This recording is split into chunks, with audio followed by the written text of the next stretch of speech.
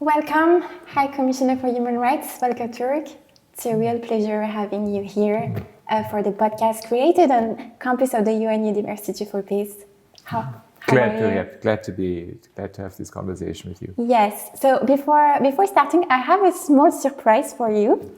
So the UPCers, the students from the university, addressed you a message all around the world because they were, of course, very happy that you're here to discuss human rights and also to know more about you as High Commissioner, also as human. So thank you so much for this interview. So I'm gonna play the video. Hello, Herr Turk. My name is Rijal Samka. Thank you so much for coming to our podcast. I think human rights are inherent to all human individuals from birth. However, some people born in different countries or into different social statuses still have challenges when it comes to their human rights. So I look forward to your discussions together with Camille. Terima kasih. Auf Wiedersehen. Hi, Commissioner. Greetings from Sweden. Volker Turk, soy Elena de España. As an UPCer, I really appreciate your time and willingness to talk with us. And my work regarding human rights will be responsabilidad, accountability, and how to guarantee it when the Universal Declaration of Human Rights is being violated. Thank you so much. Muchas gracias. Thank you, High Commissioner, for coming to the St. Futures podcast. Aderneye High Commissioner. Merci beaucoup d'être là. Oh, so that's really great. Et par exemple, how do you say thank you in German? Because you're from Danke. Austria. Danke. Danke. Danke. Yeah. Volker Terima Turk. kasih, merci, Merci, gracias, gracias. shukran. Perfect. What inspired you, the passion for human rights? Was there a particular moment in your life? Well, I mean, it was, first of all, I grew up in Austria 20 years after the end of the Second World War, and I was really marked by the history of my country, you know, coming out of fascism, of the National Socialism, of what happened also before and during the Second World War, the Holocaust. Also realizing that in my own country, atrocity crimes, genocide had been committed because of the Holocaust. Yeah. That people had done horrible things to each other. But I also grew up at a time when there was no internet, no social media, and I was always fascinated by other cultures, other spiritual traditions, and interested also about this inequality that existed even at the time between, you know, especially countries in Europe, US, Canada, and many countries in the developing world. And I was shocked by the inequalities between, you know, within societies, but also within the international community at large. And it made me very motivated to think about human rights and I read the Universal Declaration of Human Rights when I was 15, Yes. and I was fascinated by it. Do you And remember this moment? Yes, I remember it very well. It was At school? at school, and we got a copy of it, and I still have that copy. You still have the copy? Yes. In this office? I have it in this office. Yes, Okay. I can show Cannot it to check, you. but after. Yes. Wow. And yes, it accompanied me throughout my whole life, and so it was activism, if you like, huge interest, but also dealing with the past and learning from it. If we had the power to travel to the past, and if you can say something to Volker Turk, the student passionate, discovering the Universal Declaration of Human Rights, what would you tell today to this Volker Turk? It was the right thing to do. Yeah. We must never give up, even when the situation is sometimes looks hopeless or very difficult. I think that's the most important, to really keep going. What are the main challenges or some challenges that have struck you since becoming High Commissioner? Last October 2022, almost a bit more than a year now. More than a year now, yes. No, I mean, the biggest challenge is the fact that we have so many conflicts. We have the highest number of conflicts since 1945, which of course means always incredible suffering. We have a world that is in disorder. So you have of course, what happened with the UN Charter and the international multilateral system, but some of the institutions don't function as well as they should. I mean, the Security Council is a good example. But it's also, the fact that we have, again, these geopolitical tensions that are very high, the polarizing within societies, but also within the international community. And polarization never brings us to an answer. It never brings us a solution. And the antidote to that is actually human rights. And so we need more of human rights. We need to embrace human rights. We need to have it both at the national level, at the domestic level, but also at the international level. And which is why 75 years of the Universal Declaration of Human Rights was so important. And there was this commemoration a few days ago. And I guess was the strongest message that you wanted to share during this commemoration? The strongest message was take human rights more seriously and act on it, and make sure it's central to policy making, to decision making, to everything that happens. Do you feel human rights have been sidelined regarding the global atrocities? I think human rights has not been as central as it should be. And so we really need to correct that in the next couple of years. It helped to have this big event or last week, which was fantastic. It was very risky, but it turned out to be very, very well attended. And we got so many pledges from member states, from civil society, from private sector companies and parliamentarians. So I think that it was great that we could actually, feel this enthusiasm for human rights as a force for change. Yeah, it's very important. How did you decide to become High Commissioner? It's not an easy role. You have to deal with all those global atrocities and spreading important message and being part of the action. How do you decide? Because you worked for 40 years in UNHCR. I worked for the UN for almost 30 years for the UN Refugee Agency, and then a couple of years in the Secretary General's office in New York.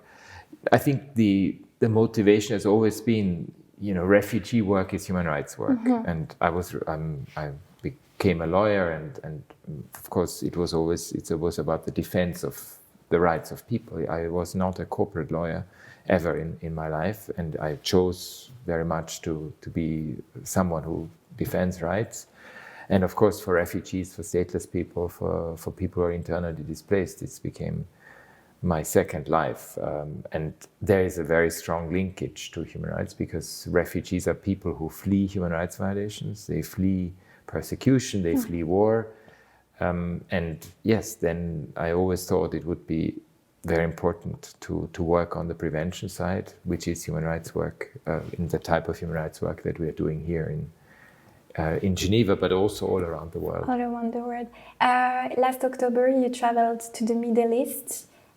Is there a particular moment there that still resonates in you? I went to the Rafah, to the border between Egypt and Gaza. I went to a hospital, Al-Rish Hospital in North Sinai, and yes, I met children who had just been evacuated because of the trauma and the injuries they had suffered, and it's horrible to see that. It's really to see them also. Some of them were happy to be alive, but others could not even talk because of what they had gone through and the pain and the suffering. How do you do emotionally? Because you have to keep this step back to do your work, but at the end of the day, you're a human being and you have all those emotions. How do you deal with this?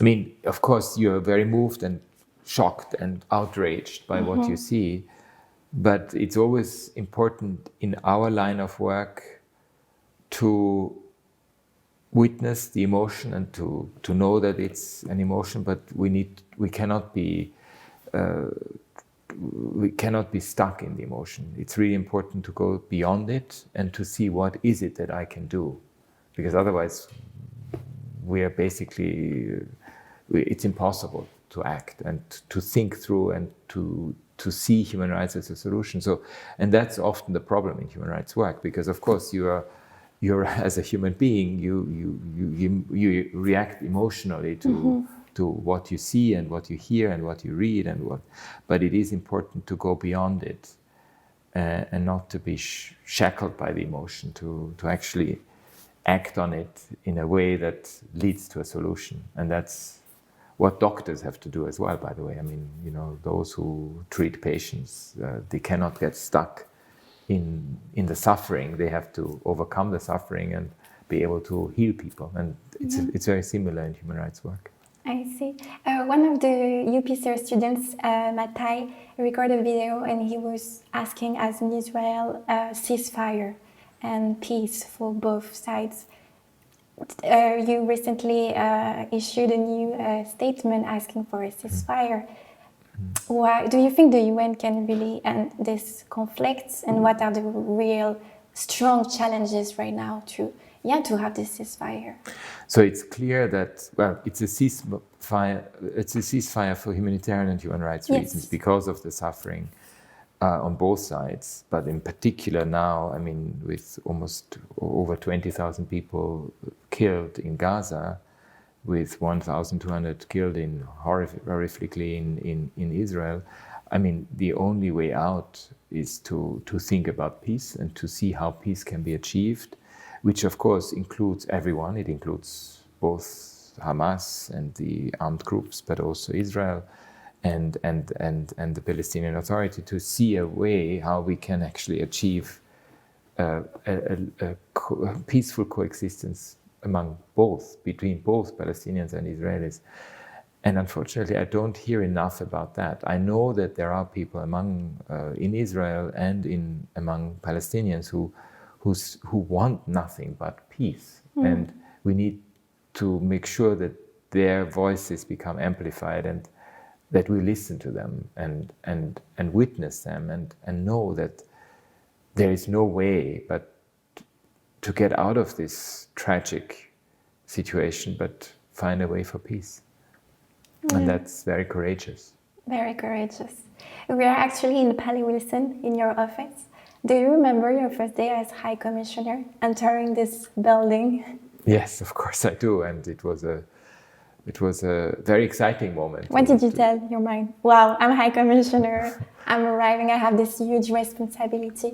Do you feel immediately this responsibility on your shoulder? Yes, I did, because the first meeting was with media and we just had learned of a horrible attack, bombardment in Ukraine, in Kiev, and I was immediately asked about it.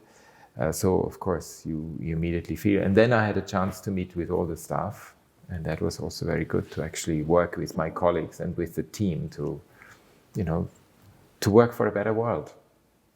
What would you tell to the UPCers, the students from University for Peace, and also all the youth that are watching us, listening to us right now? I think for all of you, the big message that I have is make sure that you learn about human rights, that even in disciplines that are technical, or if you're an economist or if you are a doctor, it's really important to understand human rights, the basics of it, because it should be something that accompanies you in your professional life, but also in your personal life, and to deeply care about it and to embrace it, because we need for the future, we need so much more on the human rights front, and just the idea of freedom and where freedom came from and where freedom can lead us to. And that's, freedom is the word, and human rights is essentially about freedom from fear and freedom from want. There is a sentence in Costa Rica. They say that the University for Peace, si quieres la paz, trabaja para la paz. Yes, exactamente eso. Yeah. Thank you so much. Merci beaucoup. Merci beaucoup. Muchas gracias. With all the languages of the UPCers. I was very grateful for this. Yeah. Genuine sin filtros moments. Très bien. Thanks very much. Merci beaucoup. Merci beaucoup.